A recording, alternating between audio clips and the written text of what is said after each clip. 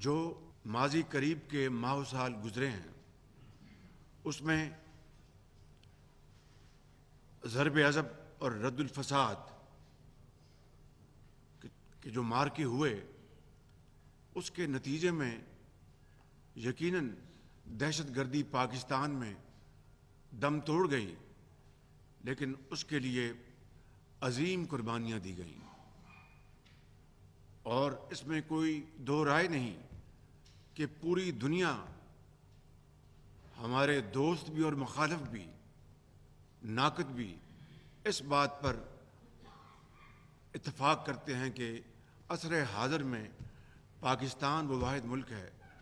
جہاں پر شدید قسم کی دہشت گردی جو چاروں صوبوں میں پھیلی ہوئی تھی اس کا خاتمہ کرنا کوئی آسان کام نہیں تھا، اور یقیناً اس میں افواج پاکستان نے بے پناہ قربانیاں دیں، ہزاروں افسران اور سپاہی بلکہ ان کے خاندان کے افراد وہ شہید ہوئے، اور انہوں نے جگہ جگہ ان دہشت گردوں کا بڑی دلیری اور بہادری سے مقابلہ کیا۔ ہماری پولیس نے، سول آرمڈ فورسز نے، انہوں نے عظیم قربانیاں دیں۔ ہمارے شہریوں نے، آج اگر کوئی بچہ یا کوئی ماں اگر بازار میں کوئی لمپ کر رہی ہو تو شاید اس کا تعلق اس زمانے سے ہے کہ کسی دہشت گرد نے ان کو زخمی کیا تھا۔